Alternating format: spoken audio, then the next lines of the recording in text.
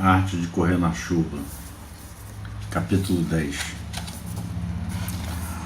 O ideal é que o piloto controle tudo que estiver ao seu redor. Danny costuma dizer.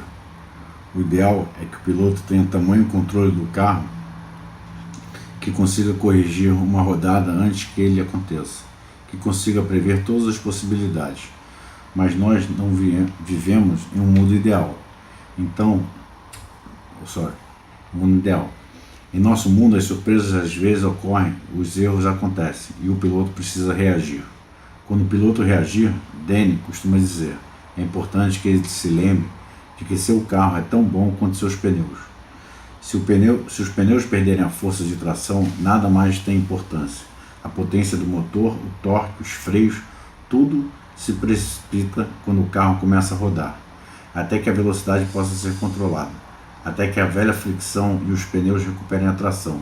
O piloto fica à mercê do momento, e o momento é uma poderosa força da natureza. É importante que o piloto entenda essa ideia e contraria seus instintos. Quando a traseira do carro rodopia, o piloto pode entrar em pânico e tirar o pé do acelerador. Se fizer isso, vai jogar o peso do carro nas rodas dianteiras. A traseira vai rodar e o carro começa a girar.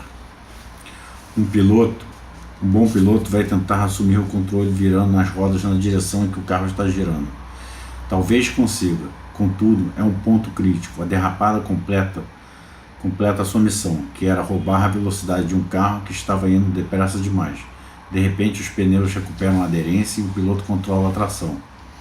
Infelizmente, para ele, com as rodas dianteiras viradas na direção errada, isso leva a uma contra-rodada, pois o carro está completamente desestabilizado. Assim, a rodada em uma direção, quando corrigida muito abruptamente, torna-se uma rodada em outra direção.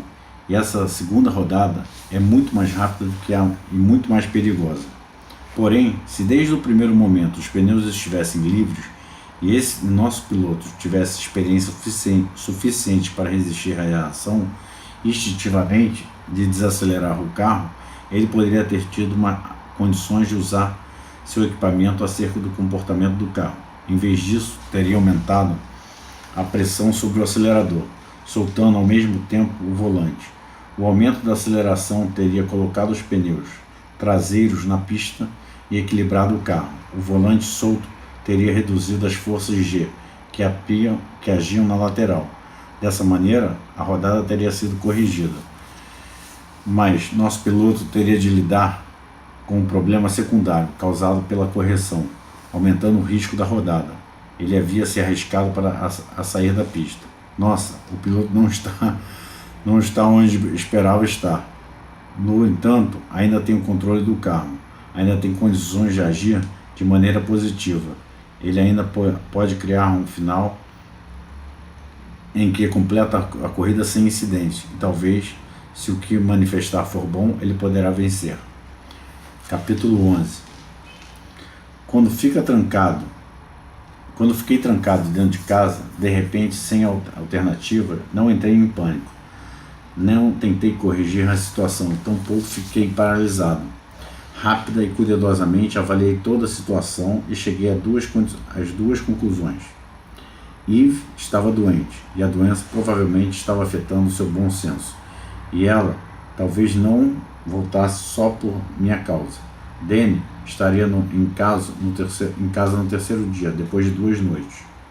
Sou um cão, sei jejuar, faz parte da herança genética da qual desdenho tanto. Quando Deus deu aos homens cérebros grandes, tirou da inconsciência que o protegia e os tornou sensíveis à salmonela. Quando negou aos cães o uso dos polegares, deu-lhes habilidade para sobreviver sem comida por longos períodos, embora um polegar pudesse ter sido muito útil naquele momento, uma vez que permitiria virar a idiota da fechadura para fugir. O segundo melhor instrumento, e aquele que eu tinha à minha disposição, era a minha capacidade de ficar sem alimento. Durante 3 dias tomei cuidado para racionar a água do banheiro. Andei pela casa cheirando por baixo da porta da entrada, imaginando uma grande tigela com a minha ração, pegando um ou outro salgadinho coberto de pó que Zoe havia deixado cair aqui e ali. Eu urinei e defequei no tapete da entrada, na porta dos fundos, perto da máquina de lavar roupa. Não entrei em pânico. Na segunda noite, com aproximadamente 40 horas de solidão, acho que comecei a ter alucinações, lambendo as pernas da cadeira do bebê da Zoe, onde descobri um resto de iogurte derrubado. Fazia muito tempo. Estimulei inadvertidamente os sucos digestivos no meu estômago, que roncou desagradavelmente. Eu ouvi um barulho vindo do quarto. Um dos bichinhos de pelúcia da Zoe tinha começado a se mexer por conta própria. Era a zebra. A zebra de pelúcia havia sido enviada por seus avós paternos, que até podiam ser também eles bichos de pelúcia, já que nunca os viram em Seattle. Nunca tinha dado importância àquela zebra, pois ela era uma espécie de rival em relação ao afeto de Zoe. Francamente, fiquei surpreso em ver que estava em casa. Era um dos bichos favoritos e andava com ela para todos os lugares. E até dormia com ela, que havia deixado gasto o corpo de um animal pouco abaixo da cabeça. Para mim era difícil acreditar que Eve não a tivesse colocado na mala para as outras coisas, mas acho que ela estava tão apavorada ou com tanta dor que acabou esquecendo a zebra. A zebra, que agora estava viva, não disse coisa alguma, mas quando me viu, começou a dançar, serpenteando num balé idiota, que culminou com ela batendo repetidamente o corpo, castrado contra o rosto de uma inocente boneca Barbie. Aquilo me deixou muito irritado e rosnei para a zebra pervertida, mas ela apenas sorriu e continuou seus ataques, escolhendo desta vez um sapo de pelúcia, na qual ela montou por trás, como seus cascos no ar, como se fosse um cavaleiro gritando "Upa, upa!". Fui seguindo a zebra, enquanto ela agredia e humilhava cada um dos brinquedos de Zoe, com um grande sarcasmo. Por fim, não aguentei mais. Me aproximei, os dentes arreganhados para colocar um fim naquele espetáculo de uma vez por todas. Porém, antes que eu pudesse agarrar aquela zebra demente, ela parou de dançar e ficou de quatro na minha frente. Então, com as pernas dianteiras, ela rasgou a costura que atravessava sua barriga, sua própria costura. Continuou a abrir a costura até conseguir alcançar o interior e arrancar o enchimento. Continuou a se desfazer, a costura após costura, pouco a pouco, até expelir o demônio que havia lhe dado a vida, até não restar nada além de um monte de enchimento e tecidos jogados no chão, palpitando como um coração arrancado de um peito, lentamente, mais lento ainda, e depois mais nada. Traumatizado, saí do quarto de Zoe, alimentado a esperança de que tudo aquilo que eu havia visto fosse coisa da minha cabeça, uma visão provocada pela falta de glicose no meu sangue, mas sabendo, de alguma maneira, que não era uma visão, que era verdade. Alguma coisa terrível tinha acontecido. Na verdade, na tarde do dia seguinte, Danny voltou. Ouvi um barulho do táxi parando e vi que quando ele descarregou as malas e andou até a porta dos fundos. Não queria parecer muito excitado por vê-lo, mas ao mesmo tempo eu estava preocupado com o que tinha deixado no tapete da porta dos fundos, por isso lati um pouco para avisá-lo. Pela janela pude ver o olhar de surpresa em seu rosto. Ele pegou as chaves e abriu a porta, e ainda tentei pará-lo, mas ele foi mais rápido, e o tapete fez um barulho de algo mole espatifando. Ele olhou para baixo e entrou cuidadosamente. Mas que diabos? O que é que você está fazendo aqui? Ele me deu uma olhada na cozinha. Não havia nada fora do lugar, nada de errado, exceto eu. Eve? Ele chamou, mas Eve não estava ali. Eu não sabia onde ela estava, só sabia que ela não estava comigo. De repente, ouvi o som de passadas pesadas. Eu me escondi atrás da porta dos fundos enquanto Danny atravessava a cozinha na minha direção. Ele estava irritado, bufando. Seus olhos me encararam e ele comprimiu o queijo. Seu cachorro idiota, ele grunhiu e me pegou por trás do pescoço, agarrando um bom pedaço do pelo. Fiquei mole com medo. Ele nunca havia me tratado daquele jeito antes. Danny me arrastou pela cozinha e pelo corredor até o quarto de Zoe, onde ela estava sentada, paralisada no chão, no meio de uma grande bagunça. Suas bonecas, seus bichos estavam todos destruídos, enviscerados, um desastre total, uma grande carnificina. Só pude pensar que a zebra demoniada tinha refeito e destruído os outros animais. Depois eu saí. Eu devia ter eliminado a zebra quando havia tido a oportunidade. Deveria tê-la comido, mesmo que tivesse me matado. Danny estava tão nervoso que a sua raiva emanava por todo o quarto, por toda a casa. Nada era tão grande quanto a raiva de Danny. Ele recuou e rungiu. Com a sua mão grande, bateu na minha cabeça. Perdi o equilíbrio e lati. Me agachei no chão, o máximo que consegui. Cão malvado, ele gritou. Ergueu a mão para me bater de novo. Danny, não, Eve gritou.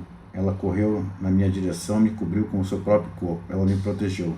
Danny parou e ele não bateria qualquer que fosse o motivo. Assim como não bateria em mim. Ele não tinha me batido em mim. Eu sei, apesar de estar sentindo a dor do tapa. Ele havia batido no demônio. A zebra possuía a criatura das trevas, que entraram na casa e se apossaram do bicho de pelúcia. Danny estava pensando que eu havia sido possuído pelo demônio, mas não era nada disso. Eu o tinha visto, o demônio tinha possuído a zebra e eu me deixara naquela cena sangrenta sem voz para me defender. Eu tinha caído em uma armadilha. Nós vamos comprar outros bichos, querida, Eve disse para Zoe. Vamos até a loja amanhã mesmo. Eu me aproximei de Zoe de maneira mais delicada possível. A pobre garota continuava sentada no chão, cercada pelos escombros, seu mundo de fantasia, o queixo enterrado no peito, o rosto coberto de lágrimas. Sabia o quanto ela estava sofrendo, porque conhecia muito bem o seu mundo de fantasia. Ela havia permitido que eu visse como era de verdade. E estava sempre deixando que eu fizesse parte dele. Por meio das nossas brincadeiras, joguinhos bobos, faz de conta, eu podia ver o que ela pensava a respeito de si mesma, do seu lugar nesse mundo. Como ela adorava o seu pai, como estava sempre querendo agradar a mãe, como confiava em mim, mas como sentia medo diante das minhas expressões, transparentes demais, a ponto de desafiar o que ela havia aprendido com a ordem do mundo, comandado pelos adultos, que negavam aos animais o processo de pensamento. Eu me arrastei até ela, apoiando-nos nos cotovelos e coloquei o nariz perto de sua coxa, bronzeada pelo sol de verão, e erguei as sobrancelhas levemente, como se perguntando se ela algum dia iria conseguir me perdoar por não ter protegido seus animais. Ela demorou um tempão para me dar uma resposta, mas finalmente respondeu. Colocou a mão em minha cabeça e deixou que ficasse aí. Ela não me fez carinho. Demoraria um pouco até que eu permitisse fazer isso, mas ela me tocara, o que significava que me perdoava pelo que havia acontecido, embora a ferida ainda estivesse aberta e a dor ainda fosse grande demais para esquecer. Mais tarde, depois de todos haviam comido, a Zoe havia sido colocada na cama do seu quarto, onde haviam feito uma limpeza de todas a carnificina. Encontrei Danny sentado nos degraus da varanda, com um copo de bebida muito forte, o que estranho, porque ele raramente tomava bebidas fortes. Aproximei-me cautelosamente e ele percebeu. Tudo em paz, rapaz, ele disse. Ele bateu com a mão no degrau em que eu estava e cheguei perto. Cheirei seu pulso e dei uma lambida. Ele sorriu e fez um carinho no meu pescoço. Sinto muito, ele disse. Perdi a cabeça. O gramado que ficava atrás da casa não era grande, parecia muito agradável à noite. Era cercado por uma faixa de terra, coberta com lascas cheirosas de cedro, onde eles plantavam flores na primavera, e no canto havia um arbusto com flores que atraíam abelhas que deixavam nervoso quando Zoe ficava brincando por perto, mas ela nunca tinha sido picada. Danny terminou a bebida com um grande gole, estremeceu involuntariamente, pegou a garrafa não sei de onde. Fiquei surpreso por não tê-lo notado antes. Ele se serviu de mais bebida, ficou em pé e deu alguns passos, e se espreguiçou para o céu. Chegamos em primeiro, Enzo. Não só da nossa classe, chegamos em primeiro lugar na contagem geral. Você sabe o que isso significa? Meu coração disparou. Eu sabia o que significava aquilo. Significava que ele era campeão. Significava que era o melhor. Significa um lugar em um carro de turismo na próxima temporada. É isso que significa, Danny completou. Recebi uma proposta de uma equipe de corrida de verdade. Você sabe o que é uma proposta? Adorava quando ele falava comigo daquele jeito, todo entusiasmado, antecipando a expectativa. Sempre senti um prazer muito grande nesse tipo de narrativa, mas eu sou mesmo muito dramático. Para mim, uma grande história é aquela que cria expectativas e vai fazendo as revelações de modo surpreendente e excitante. Receber uma proposta significa poder pilotar se eu entrar com a minha cota de patrocínio para a temporada, o que é bastante razoável. Esta é praticamente ao meu alcance, se estiver disposto a passar a maior parte dos próximos 6 meses longe de Yves e de Zoe. E de você, será que estou disposto a isso? Eu não disse nada porque estava dividido. Sabia que era o maior fã de Danny, o mais leal e de seus incentivadores em relação às corridas. Mas também sentia algo parecido com Yves e Zoe. Deviam ser, quando ele estava longe, um buraco no estômago, só de pensar em sua ausência. Ele deve ter conseguido ler a minha mente, porque tomou um gole e disse: eu também acho que não. Era isso que eu estava pensando. Eu não consigo acreditar que ela deixou você daquele jeito, ele falou. Sei que ela pegou uma virose, mas mesmo assim, será que ele realmente acreditava naquilo? Eu estava mentindo para si mesmo, ou talvez ele estivesse acreditando nisso, porque Yves queria que acreditasse. Não importa, se eu fosse um ser humano, poderia ter contado a verdade a respeito da situação de Yves. Foi uma virose muito forte. Ele tornou mais para si mesmo do que para mim. E ela não conseguiu pensar direito. E subitamente fiquei em dúvida. Se eu fosse um ser humano, se eu estivesse em condições de lhe contar a verdade, não tenho certeza de que ele gostaria de ouvir. Ele gemeu e voltou a sentar, enchendo o copo de novo.